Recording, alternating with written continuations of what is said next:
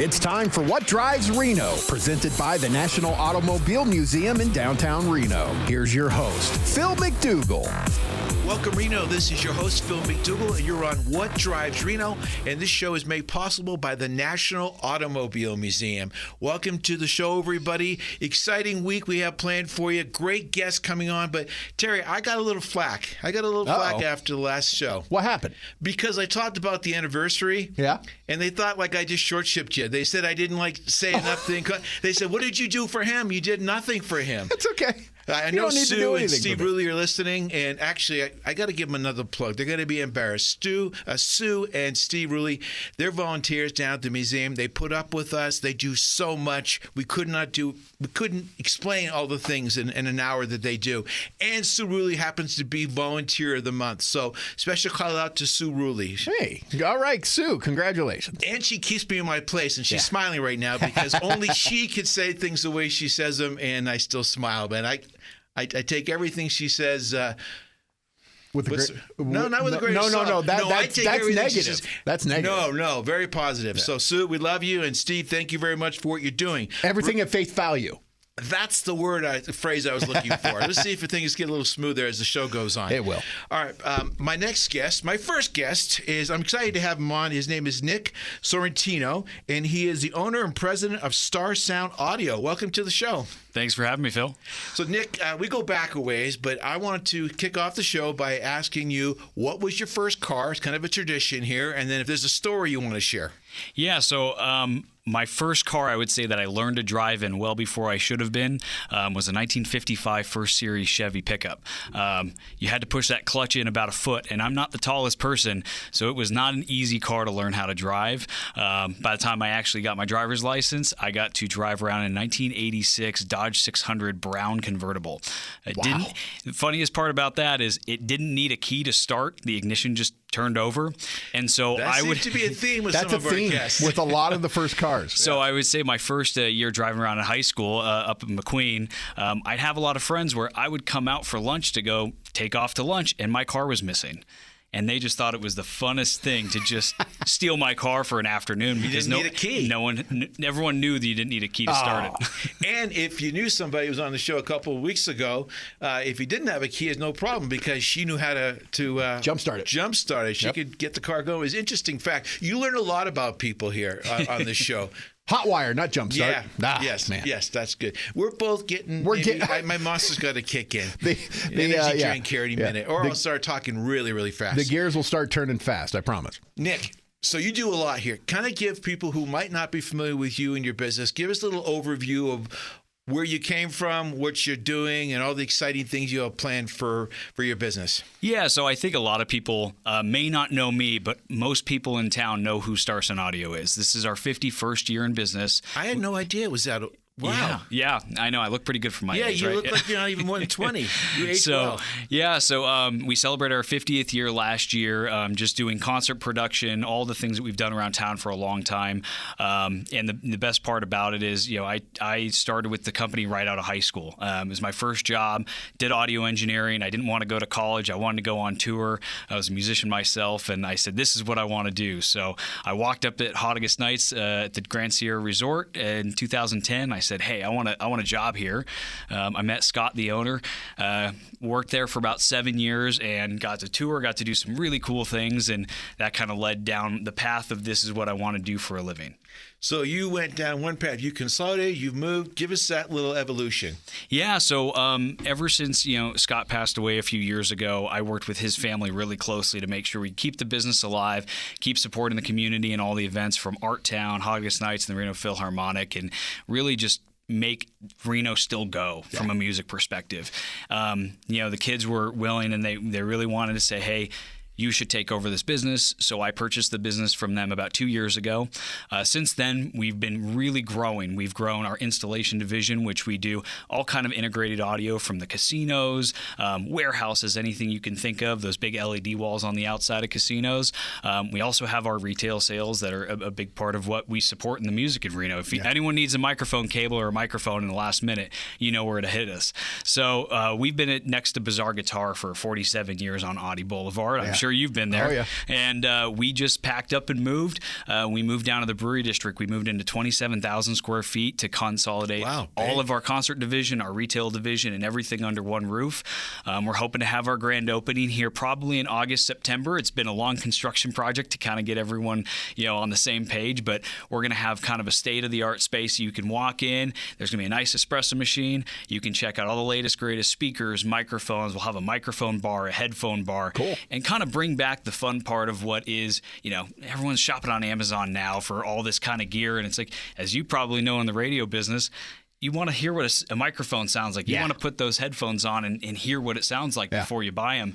We're going to reintroduce that space in downtown Reno here. That's fantastic. I love it. And for those people who are listening, especially if you're in the event world, and I'm not talking big events, small events, any kind of event, something goes wrong in your sound, you notice it. You notice it big time. So I'm going to share a little story because you can imagine if you have a lot of people or a small amount of people, it doesn't matter how many, right? Something goes wrong. If you're the host, your heart drops. Yeah. Let's just talk about maybe we have the governor or senator in, like we do. We have a speaker series. So I'm going to share a little story real quick. Nick doesn't know I'm going to share this, but now he knows what I'm going to probably say. Isn't it nice to know that someone's got your back at the last minute? So we're going on. We did a sound check, and everything was great. I think it was the governor was in there doing a presentation with us, and I find out at the very last second, 15 minutes before, nothing's working. Oh, geez. You can't regroup from that. No. So literally, maybe it was like 20 minutes before, and I panic. I call Nick. He picks up his cell phone. I tell him what's going on, and I'm not exaggerating a thing. Calmly, very calm. Now I'm like hyperventilating. What am I going to do? I got 300 people in the room. I have to pretend. What am I going to do for that time? He goes, I have someone around the corner. They'll be there in like 10 minutes. You sent your crew down. They showed up. They made the fix and corrected with my team. And everyone walked in there, had no idea that I probably lost 20 pounds. At least 15% of my hair is white now versus gray.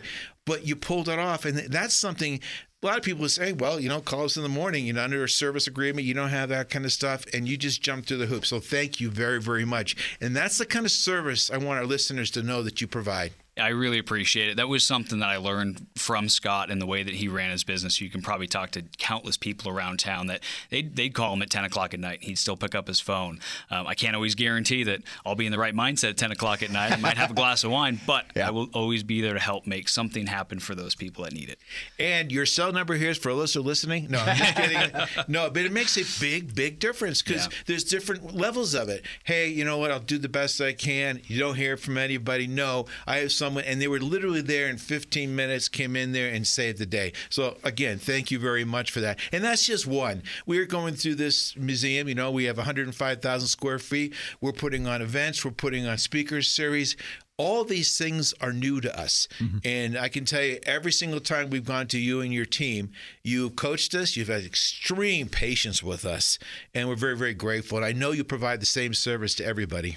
And that's, I think, the most important part for me is for people to know that it doesn't matter how big or small you are. You could be throwing a backyard wedding, and you could be renting one speaker with a microphone.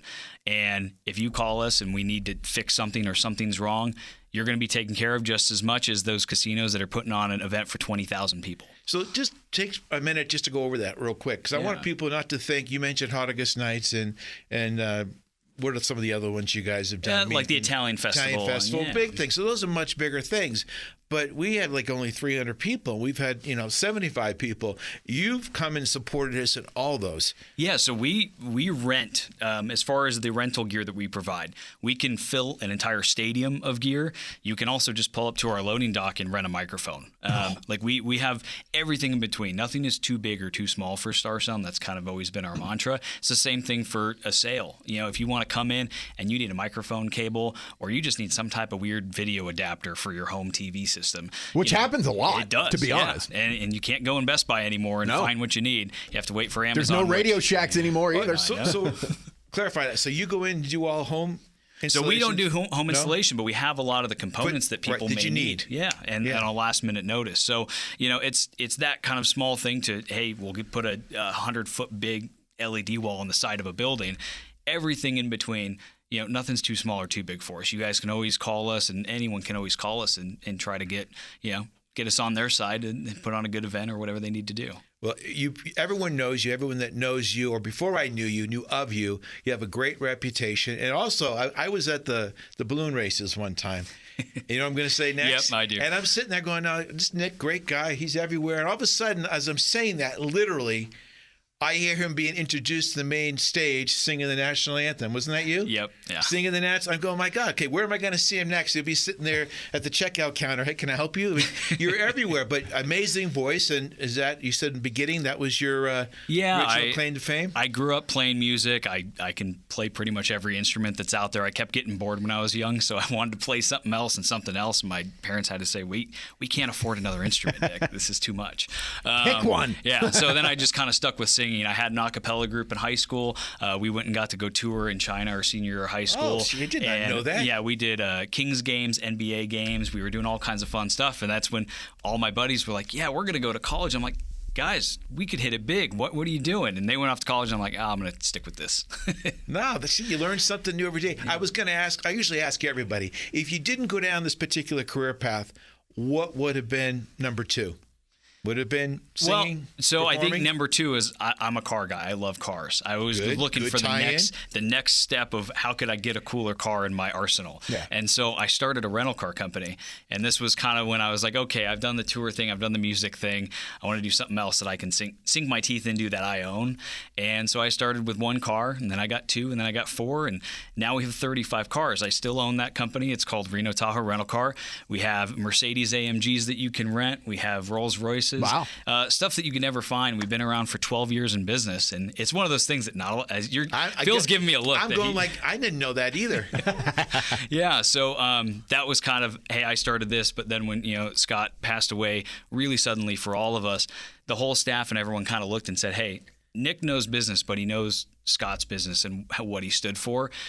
We need to keep this going. And so, that was the original dream, was to own Starsound one day, which is what I get. I'm have the pleasure of getting to own Starsound, but I still do have the rental car company. That was kind of, if I didn't do this, I'd do this. That's great. It's funny when people come in. I walked in earlier. Most people don't know I have a guitar that I take with me to every show here, and it has no strings. It was my guitar when I was 8 years old. So I ask everyone to come in and sign it as they do the show. A lot of times, though, I'll just play a joke and people walk in I've not met before, and I'll have the guitar and they look at me like funny, and I go, well, you picked your song, right? Do you know which one you're going to do? We got to kick off. And they kind of panic. Like last week, someone panicked a little bit. You would have just said, sure, let's get into it. You would have just started rocking out probably. Yeah. Now, it's good. Tell me, if for people who aren't familiar with your business again, what is the one thing you want them to know? Is there one takeaway, or is there something new and exciting? You seem like you're doing something new all the time. Yeah, I think the big takeaway is, and something that we've really tried to get across the last couple years since I've taken over, is Starsound is powering those events every year. The balloon races, most people don't know. They hear Ron's voice, say, his voice, it's amazing. 3, 2, 1, glow, and everyone feels it.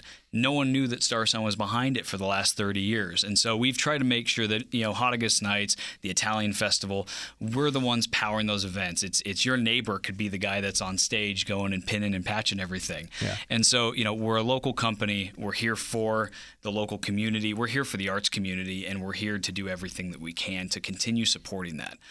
We donate. Last year, I think we eclipsed almost $400,000 in in-kind donations. Wow. Between Hot Nights, the Reno Philharmonic, the balloon races, Art Town, all of these events. You got things for us. I never got a bill. So should I have said that? I might get a bill. But I think that's the big point about Starsound. I'd love for people to know is you can walk in at any time into the store. Just come say, hey, see what we're about. This new store is going to be opening up in the Brewery District, and later this summer, and we'd love for people to just come and say hi. Love it.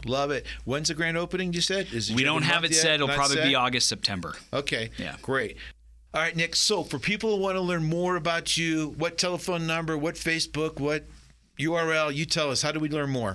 Yeah, so you can just find us at starsound.com. Pretty straightforward. Our phone number is 775-331-1010. When you call, you're probably going to get John. John has been at Starsound for almost 30 years now, answering that phone at the store. So Great. Nick, thank you very much for everything. If you don't mind, I'm going to ask you to stick around. We're going to do something. Me and Terry usually do it. We got several different names. It's ridiculous, meaningless, silly information. There's been some other adjectives used from people who sent me things on Facebook, but I'm going to keep it in. These are things that really, I don't know if there's any use in life, but I want to share them with you, okay? So you guys, let me know if this is surprising to you. In the early 1900s, some drivers carried chickens under their seats because they believed the momentum of the bird would predict rough roads ahead. Wow. What's the opposite? Not a fact. True or false? True or false? I'm going to say, well, no, I was going to say false, but everybody was idiots back then, so I'm going to say true. I'm going to say true because I see those videos where they hold the chicken and they put a camera on his head and the camera doesn't move. Yeah. That's exact. It's true, but it seems so... It seems simple now, but you know what? Before we go, honey, go grab a couple of chickens from the back and the hen, put them in the back seat, and you watch them, and I'll drive. And if you see anything that's a little crazy, if they start freaking out, let me know, and I'll slow down a little bit. All right, 1920s, true or false, car heaters were considered a luxury feature, but some people simply bought hot bricks into the car to stay warm. I'd say true. It seems a little dangerous. I'll say false. It is true. Yeah. It is true. Listen, if you can believe they put chickens in the back seat, bricks isn't that far off. So it doesn't seem safe. No. Let's get some burning hot bricks, stick them in the back seat, and next to 4 feet of unprotected gasoline tanks, and just see if things go. It might speed things up a little bit for you. So it is true. The first cup holders were designed not for coffee. They were often used for flower vases. I'm going to say true because I know when Volkswagen brought the Beetle back, they had a little place to put a flower. That's my guess. I'm going to say false. It just sounds weird. It just sounds weird. Another true. Wow. Another true. So again, not for coffee. Go get some fresh cut daisies, get the chickens in the back, throw in a hot brick, and we're ready to go with a family vacation. Next one. Believe it or not, the first car entertainment for many families wasn't radio. What was it? It didn't really make sense the way I said it, but it wasn't a yes or no. But if it wasn't radio, what was it? Because everyone talked about this. That's my hint. Oh, everybody. Okay. It kind of still, you can still relate. And once I tell you the answer, what do you think was the form? I didn't say healthy entertainment, just entertainment. Entertainment is kind of a loose description for this. So if it wasn't radios. Okay, nowadays, when you're sitting there, just think, when you're with your significant other, a guest or friend, what is probably the thing, especially before GPS, that you argued about? Oh, directions. Maps. Directions. Yeah. It was a big joke that they didn't need entertainment, didn't need radios. All they had to do, because there was no GPS, no maps, is they would argue over directions. That was their form of healthy entertainment back then. All right. Sounds a little dysfunctional. I know we're kind of drifting here. No, that's okay. One last one. Before like electric starters, drivers had to crank start cars by hand. If the engine kicked back, you could break your arm. Mechanics even had a nickname. It was called the Ford fracture. That's true because, I won't say why, but I'm going to guess true. He's trying to throw you. I'm saying false because I'm just imagining someone with a lawnmower starter inside sitting there trying to pull. No, it's true. Yeah. It is true again. I mean, is my age showing? No, it's actually all of those. I didn't throw any false in, but it was true. But what were you going to say, Jack? Well, I was going to say the only reason why I know is because that's the very first fact he ever did on our first show. Oh, wow. So that's how I knew. I did do that. You See? did do that. There's an age thing going on. I forgot about that. And I'll tell you one little thing. I might have said this one too, but we did the show on the Thomas Flyer and had to crank it up. We did it with Jay Leno. The pressure was on me to do that. And I am sitting there, and I'm more worried because it's not easy to do. I mean, people could break their arm. Yeah. But I have my big rear end sticking out in the camera, and I am trying all my might to get this thing started. I'm going, please don't let me look that stupid. Don't let me get that stupid, because the guy before me went up and just did it really quickly. Yeah. But it is hard to do. Yeah. It is hard to do, especially the pressure's on. All right. Meaningless facts, I like useless information, interesting. I like it. All right, good. Nick, you got another name for it? No, I think that's pretty straightforward. All right, Nick, thank you for joining us. Thank you so much for everything you do for the community. Again, one last time, if they have any questions for you, I want to find out more information about you, they go to Starsound.com. Great. Nick, we'll be right back. We'll be back with more What Drives Reno on 1060 AM KFOY, Radio for America. I'm having my birthday at the National Automobile Museum. They have this cool birthday zone with Mater and Lightning McQueen. And their brand new Children's Activity Center has fun games like Junior Engineering Studio, Lego Building, an interactive car wash, and a lot more too. They even have a theater where we can watch a movie or play Mario Kart. I even get my own birthday t-shirt. Book your child's ultimate birthday party today at the National Automobile Museum. Visit automuseum.org/events. Looking for a venue for your next event? The National Automobile Museum can host any event in a variety of venues to choose from. Have an awards ceremony in the 157-seat theater or select one of several themed galleries for a business luncheon or banquet. Guests will love the 16,000 square foot Riverside Pavilion, complete with outdoor bar, heaters, and fire pits. Everything you need, including chairs, linens, staging, and AV equipment, are also available. Go to automuseum.org for details. We're back with more What Drives Reno, presented by the National Automobile Museum in downtown Reno. And now here's your host, Phil MacDougall. Hey everybody, welcome back to What Drives Reno. I'm your host, Phil MacDougall. And a reminder, this show is made possible by the National Automobile Museum. And do not forget, we are located right downtown, One Museum Drive. We are open 363 days a year. That's a lot, right? And we have something new every 60 days. So if you said, I haven't been to the museum, or I was in the museum 6 months ago or last year, you have no idea how much you're missing. For an example, what we have coming up right around the corner, we have a partnership with Pixar. I just found out that we're going to have some of the cars coming in. I have Jackson. We have Lightning McQueen there and Tow Mater, but we also have the cars coming up, Jackson and Cruise. Fast and Furious will be here pretty soon, the real cars in the movie. And then we have this brand new exhibit opening up, Speed Street, with a full NASCAR simulator and the history of automobiles and racing, 250 cars, movie theater, and a lot. So we have a lot to offer. I want to remind you to come on down and visit. Enough with the infomercial. Now I'm going to get into the important stuff. So our next guests are Natalie and Cameron, and they're the owners and operators of Andelin Family Farm. Welcome to the show. Thank you. Thanks for having us. So we'll always kick off the show by just asking our guests what their first car was, and if there's a funny story you want to share with our listeners. And we're up to, you don't have a microphone, Terry. Terry is microphoneless right now. Usually we're between 1 and 1.5 billion listeners when China comes on. Nice. The keynote is between 1 and 1.5. All right, so let us know. Share a story with us. What was your first car? My first car was a Volkswagen Passat, and it was actually when I was an adult and already had kids, because in high school I had to drive my parents' cars. I did not have my own car till after I got married, and even when we were first married, we shared a car. So it was, in the late 90s. But Volkswagen Passat, it was the greatest car. I loved it, and it drove so good until it didn't.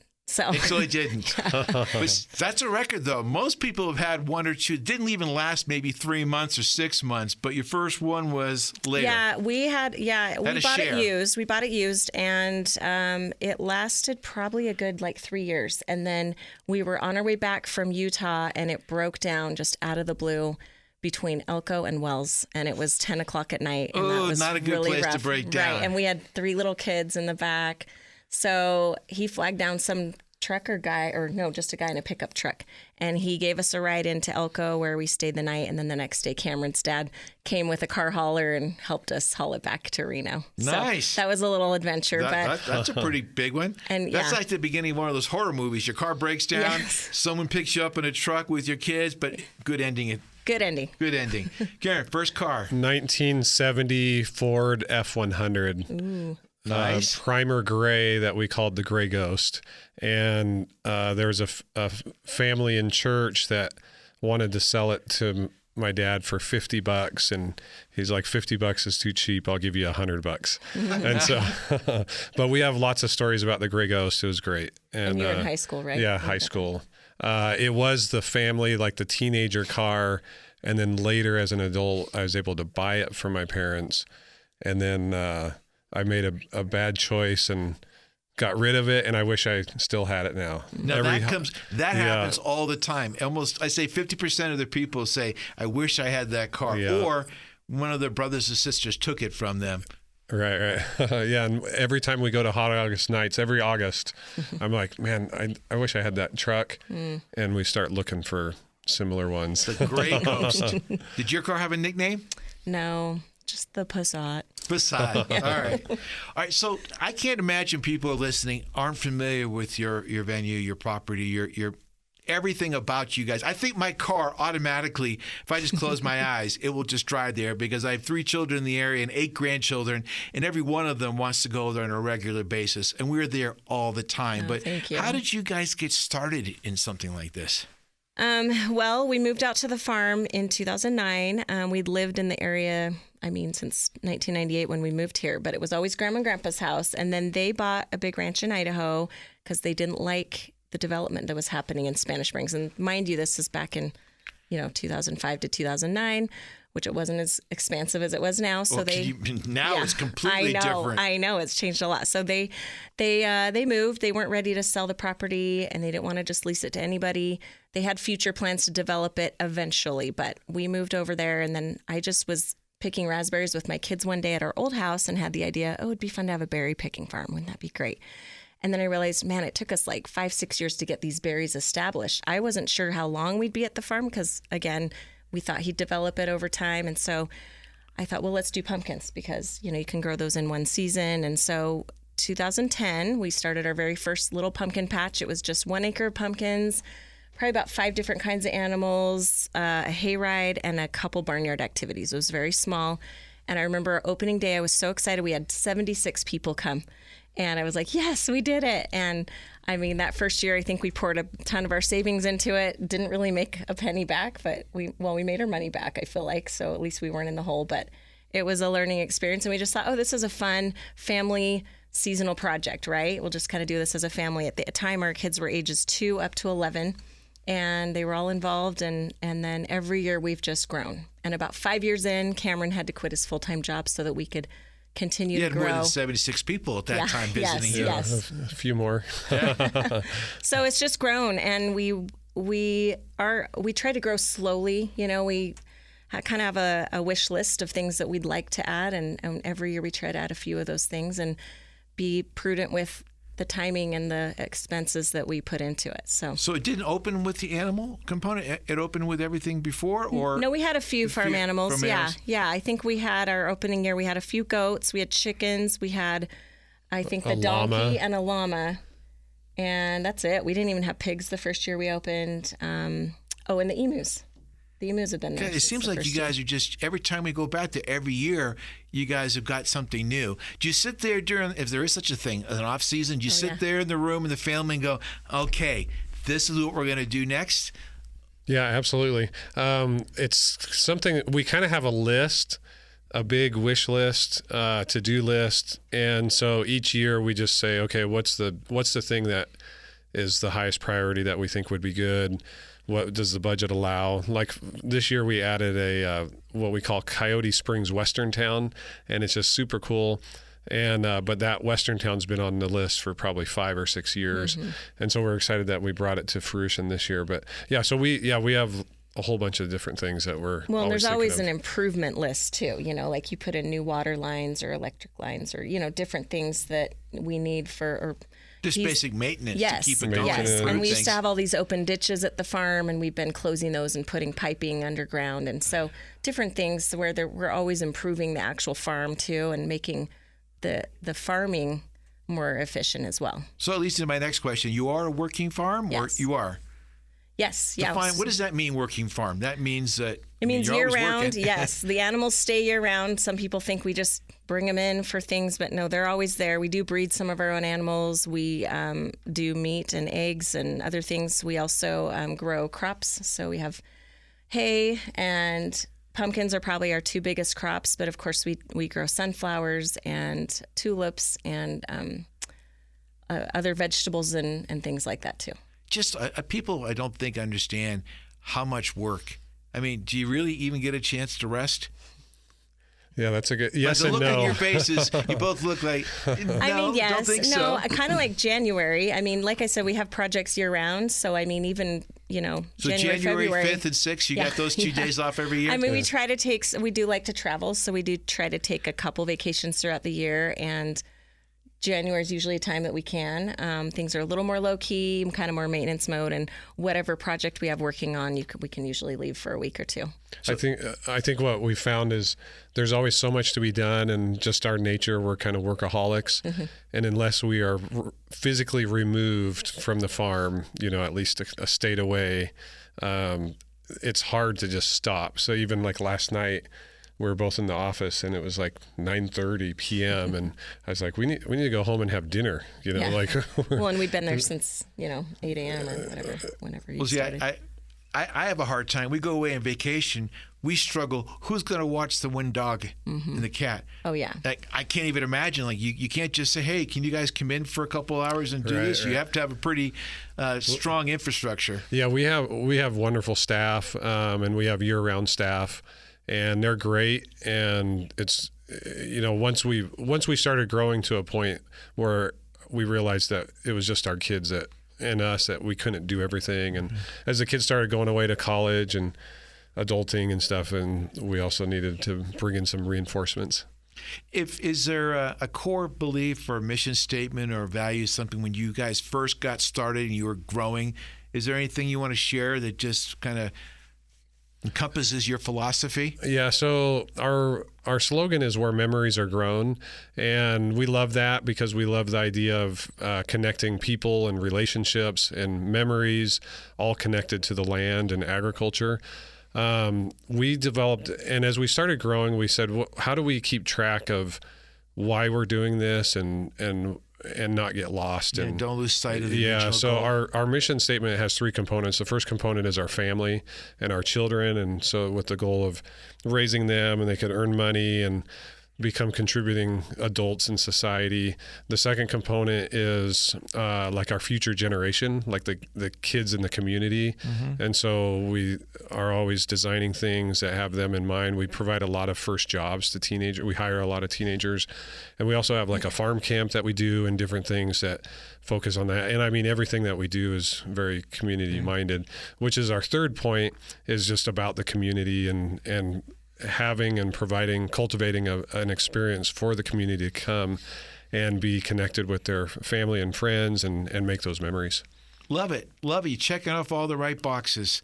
It must be really fulfilling, because I was just kind of thinking as you were talking, I would be shocked if you didn't do a survey in our general area that almost a huge percentage of the homes have a picture of a loved one at your location somewhere in a wall. I mean, everywhere I've gone, I've seen a picture of our relatives, friends, relatives. Terry's got it. We got 3. I mean, that must be so cool. fulfilling, That's awesome. especially maybe you lose track in the day, but remember what good you've done, because I'll guarantee you'd be blown away how many people have your property has made such an emotional the memory. Oh, thank you. Check the memory. That's a neat thing to think about. There was somebody that pulled up their phone screen to show me something, and her home screen was a picture of them at the Sunflower Festival. And I was like, oh, that's so great, So I got about 50 on mine. That's great. Yep. Thank you. Love it. Yeah, thanks for sharing that. That's something that for us, sometimes we need those reminders because we can get overwhelmed in the day-to-day and the hard work and just the busyness, and just it can be very overwhelming. And so it's important for us to remember those things of the difference that it can make to others. It really is. I know for a fact it has. And you're getting people off the couch, away from. There's a famous picture. It has like all these bicycles in the front yard, and it says, "This is how people used to interact." Now they're in their home in front of a TV. My grandchildren are people we know. They're a whole different person when they get a chance to go out there and experience the animals and learn about all the different aspects of your business. It makes a big difference. I just want to remind you make a much bigger difference than you think. Really quick, we have only a couple of minutes left, but you have different things you offer during each season. Can you touch on those?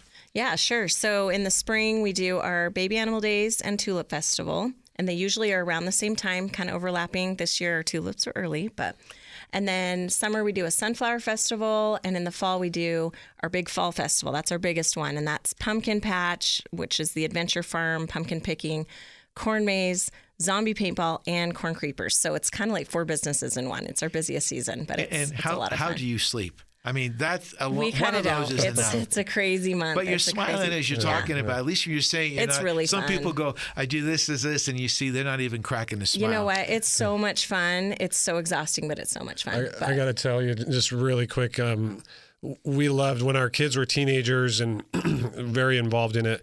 We'd be sitting around the dinner table at midnight on like a Friday or Saturday night, and all the kids were involved in different aspects. So it'd be like, how did zombie paintball go? How was Corn Creepers haunted attraction? How was the corn maze? And we'd kind of be having this like so unique, random discussion as a family. Rehash at midnight. Yeah. One's dressed in like haunted attire. One's soaking wet from paintballs. Yeah, it was really fun. It was just so great. Yeah. And we'd be like, they're like, we need to do this or we need to do that, or it was just, and we're all eating dinner at midnight talking about the business. Do you have any good pictures? That would be the ultimate corporate board meeting. Corporate board meeting, the whole family and Absolutely. all that attire. I don't know if we do. What do you have plans for the future? Anything coming up? Do you want to share before we take a quick break? Well, we always have like big plans, but probably the first thing, we've recently annexed into the city, and they're going to ask us to do some infrastructure improvements, which would include a permanent restroom.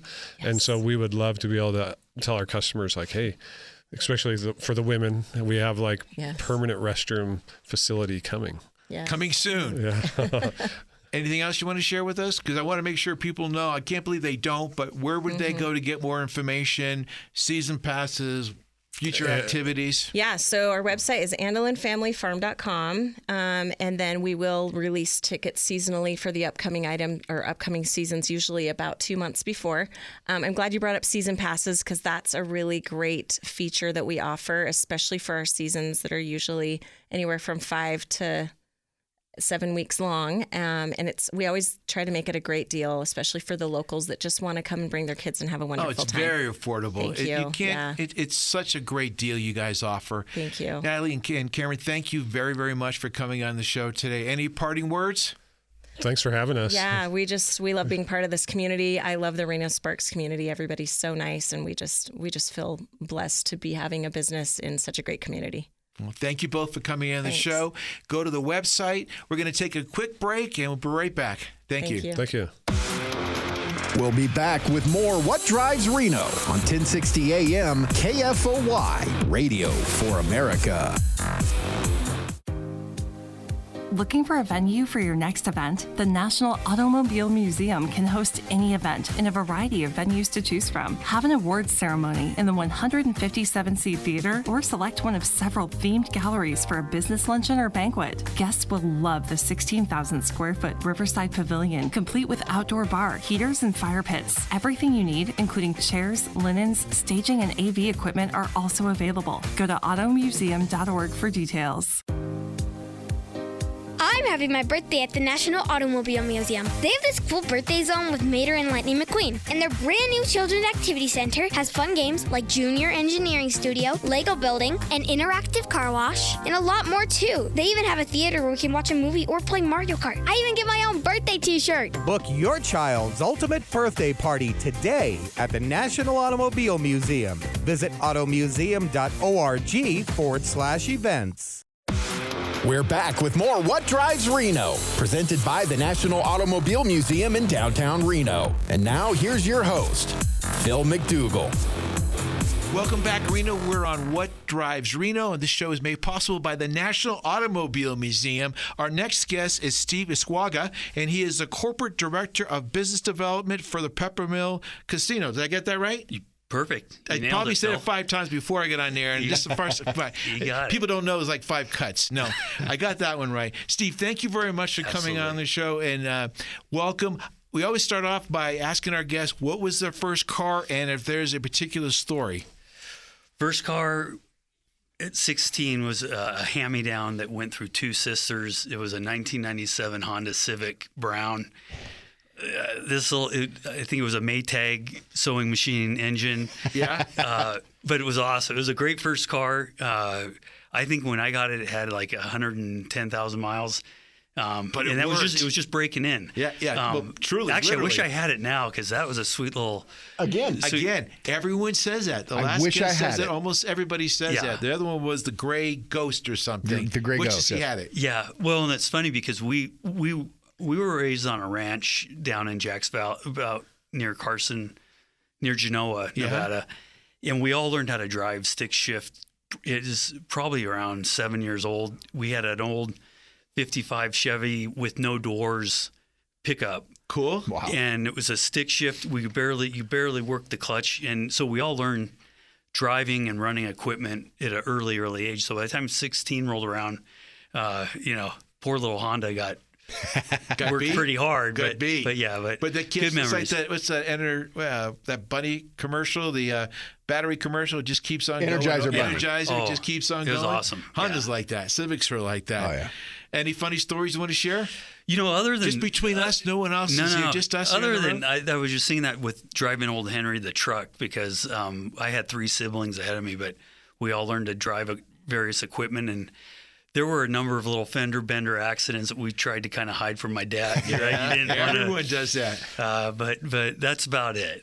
It's funny. I had that same thing, and my dad was pretty stoic. I've said this a few times. He sounded like Sean Connery, a Scottish Canadian accent. And I took it one day when I was like 16 and I dented the back end and I was just panicked and never said anything. Out of guilt, totally guilt. I went up to him like 2 weeks later. I go, what happened? He goes, that took 2 weeks. You don't think I knew that the minute you pulled in the driveway? And I go, I knew. I was just afraid he's going to take it away because it was freedom. Right. See, we're gonna talk about something a little bit more generic. We're gonna talk about Peppermill, but we're just talking before we went on air about Reno in general. It's kind of hard to explain to people. It's such diverse. It's grown so much. Anything you want to share, just in general? You've been here. Your family's been here for years. Yeah. No, it's funny because as I get older, I start feeling like now I'm starting to shift into a historian role here on, wait, remember what was on that corner? Or remember when... Well, it's grown so much. Yeah, remember when McCarran Loop was the end of town and all these things. And I feel like, Reno, the whole Reno Sparks area is just a wonderful place to live. But as we discussed, it really is... I was born and raised pretty much in the tourism, hospitality, gaming business, and part of that is marketing the area, right? And even back in the day when my dad and Dick Graves started the Nugget in 1955, wow, they at one time shifted and tried to market it as East Reno, and they really that lasted about 2 weeks. Yeah, they just and realized that no, Sparks is its own. Yep, it's its own identity. Absolutely, and that's also what makes this area special. But I don't know if we've ever. I'm 58. It's still a challenge on how you market the Reno Sparks Tahoe area, and it's not a tagline or a logo, and we've tried that endlessly, and everybody, it's not any one thing. It is really the sum of all the parts, and it's this really strange mashup. You have to get people to come here and see it. Yeah. We're a big partner in the museum with the Visitors Bureau. Yep. And I can tell you, when they bring people to visit us, literally every single one of them goes, I had no idea. Yeah. Pleasantly surprised. 20 minutes to the woods, 15 minutes to the river. You can do any one of sports you want year round. It's got something for everybody, but they don't know until they have that aha moment when they get into town. Yeah. And being in technically the sales business, right, we're selling – whether it's convention groups or various trade shows, airlines, right? It's one thing to talk to them over the phone or Zoom or all the different ways that we do it now. But if we get them here, we all say this across the we close it. We do. And it really, I still remember early in my career, there was a gal that flew in from Chicago that was with Procter & Gamble. They were going to do a small conference with us at the Nugget. Never been out west. She got off the plane, and I think her image of what it was and what it actually, or what she thought it was, and we took her to the rodeo that night. Yeah. The rodeo was going. She had never been to a rodeo, born and raised in Chicago, and I think she was so floored by, what she saw and we ended up rebooking that piece of business multiple times. But, it's stories like that where once we get them here and see it, it really sells itself. A lot of it is obviously known for the gambling, Sure. originally, but the whole tourism industry here, it literally has something for everybody. It does, and I know you're the head honcho with the Automobile Museum and keeping that whole effort going, and it's all these parts. Andelin Farm, Andelin we just Farms, had. It's our absolutely. identity. Yep. Edon, bringing in all the new business and economic development is here, the manufacturing, but keeping that home, what's the right word? The camaraderie, the identity, it hasn't changed, I don't think. Well, and I'll tell you that the whole tag of biggest little city, whoever coined that was brilliant. Yeah. Because it really, that's a hard one. I don't know how they ever define that, but it really, that hits it, because this town really is, we're still at the size and scale where we all know one another. You can pick up the phone and I don't know, it's very unique. I had no idea. Now, I'm not exaggerating. When I first got here, they said that everyone knows everybody, be real ethical. It's really important because it's a small town. I'm not kidding. I didn't realize till like afterwards that there's 80-90% chance that you have someone you work with that's related to someone in a meeting, dated them, divorced to them, their child is dating them, or they're in Kiwanis together. I mean, everybody, and it's such a really cool bond. Real quick is that we came here a while ago, and I just didn't understand it. We were going to go into a restaurant, and we were about 50 feet away, literally 50 feet away from the restaurant, and we didn't know anybody. And we get out of the car, and these young gentlemen were at the restaurant, and they held the doors open. And I go, well, they must be waiting for somebody else. I know that sounds silly, No. but that's the kind of community. Yeah. And we walked all the way up. We're going, okay, what's the catch? Yeah.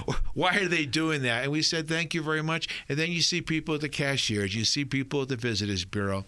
It's that kind of atmosphere. Yeah, no, I agree. And I don't know if it's kind of entrenched from the ag culture days. There's still and we're very hospitality driven. Right? Yes. No, I feel the same way. I think I guess every community thinks they have nice people, but we really do. I think it really is there's a warmth of Northern Nevada. I always joke with people. I say, everybody thinks their baby's cute, or the cutest one. Some of them just aren't cute. Yeah. Everyone thinks the story, but I really do believe in being objective. This community has so much to offer for so many different reasons. The guests that we've had on the show, including yourself, they all have such different parts of it, and just so unique. Like Andelin Farms was just on here. Nick Sorrentino from his company, Starsound. I mean, amazing community member here. Yep. Talk a little bit about the Peppermill. That's a group that has, entity that has grown. It's a great company, and going back to my family roots, we were a family-run business in Sparks with the Nugget, and my dad had that, like I said, back to 1955.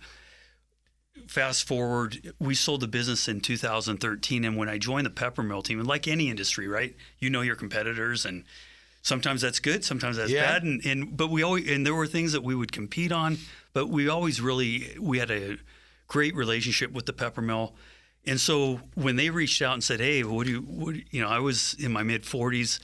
My kids were in middle school. I didn't see leaving the area. I wasn't sure if I'd stay in gaming or not, but they had said, how do you feel about maybe joining the team? We didn't really even have a position lined out, but it was, I had known Nat and Bill, the two founders of the Peppermill, for years. And there was just a very similar philosophy as my dad's. I heard great culture. I heard they're great culture. People. Great people. A lot of similarities. It's family run. Yeah. But I respect the world out of Nat and Bill. And Bill passed away a couple years ago. Yeah, I heard that. Yeah. But he was very, on one end, different than my dad. But on the flip side, what's so similar is they're on the floor, both Nat and Bill. They're there every day. Bill, yellow notepad, sweatshirt and jeans and running shoes, but it just was passionate about the customer, the employees. It wasn't about going to work for them, right? It was something they built and cherished, and that's how my dad ran it. And that's how really we could have been a hardware store. We just happened to be a casino. It was a family-run operation, and there was one of us there pretty much at all times, and really unique, though. It makes a big difference. I actually saw him. Before we moved here, we came up here and we stayed at your property all the time. That was our staycation. Yeah. And I don't know how, but I noticed this gentleman, and I asked someone. I figured, okay, he literally was walking around, and I asked, and they told me who he was. And well, that's the owner of the company. And I remember, and I saw him, before he passed, I saw him many times walking around there. I go, wow, keeping the pulse, checking things out, making improvements. But a family-owned business, what a difference. They're a great story, and I don't want to drag this story. I could go a lot deeper with this, but Nat and Bill were raised as children. Their mothers knew each other, so they literally were in the crib together. Playmates from like 3. One was 3 or 6 months older. Really? But through their whole career at the Peppermill, and I didn't realize this till I joined the team, but they shared an office their whole career, and their desks would face each other. And if you went in to go meet with Nat, just know that Bill was sitting there next to him. And when you go in, it was almost, and I mean this in a complimentary way, but it's like a married couple. Yeah. They've been together and been that long. They were like brothers. And they might be bickering about the 49er game the night before or what they saw, but it was really a unique setting. And now Bill's son Billy is president and CEO of the company, and cut from the same cloth. That's what I heard. It's really nice. He's got a great reputation. I know some people that when he took over were extremely curious by how it was going to be, and they said exactly the same culture, great man. Definitely benefited, I think, from shadowing with his dad for those years. And the mission is all back of the house. We have these, Bill P's top 10, kind of his mantra of how we operate the business. And it really, and it's basic stuff, but it's be a good person, right? It's hard. But see, as simple as that sounds, it gets lost. I can't tell you how many businesses do you think that are still in existence. I mean, there are that have that kind of relationship that they had. Same offices. Right. A lot of them are, I need my own office. Yep. I need the bigger desk. I need the bigger car. It was all big competition. Yep. That just is testament why the business is so successful. Absolutely. See, in the minute, we could talk for like hours. I hope I can get you to come back. But in a minute or so we have left, is there anything specific you would like us to share or emphasize, words of wisdom, something that's coming up that either one of the groups or organizations you're part of that you want to give a plug out to? I do sit on the EDON board, which is the Economic Development Group of Association of Western Nevada, Northern Nevada. But I think the biggest thing is just, right, we're in an interesting time. We're seeing this rapid growth into the area, but there's a lot of positive. There are definitely some challenges, and we got to figure, and it's not new to us, right? We have housing shortages, homeless situations, continually trying to figure out what that right model is for downtown. But on net though, I think it's really a positive of what's going on in the community and kind of how we all work together and make these. There's some big decisions at times made, but it's just a wonderful place to live. And really want to thank the community for the support of the Peppermill, but not just that, of the industry as a whole. We've got a wonderful university, the airport, so much is expanding. I mean, yeah. So anyway, I know I'm preaching to the choir in here. No, but see, everyone, we are up to 1.5 billion. 1 to 1.5 billion. Yeah, China just woke up. China's they're listening to us. No, but it's hard. People don't necessarily. That doesn't come to mind originally, or when they first say. Until they get here, they have that aha moment. Right. But thank you for your family. Thank you for everything you do. Thank you for your contributions to the community. You're on EDON. You're very humble. You're in a lot of different areas here, and we're very grateful to have you on the show and for everything you do. And I'd love to have you come back if you're interested. Absolutely. No, thank you. Okay. Thank you, Steve. We're going to wrap up. Great show today. Great guests. Thank you, Steve. Thank you, Terry. Thank you for all our other guests, Nick and Cameron and Natalie. Grateful for all your help today. Until next week.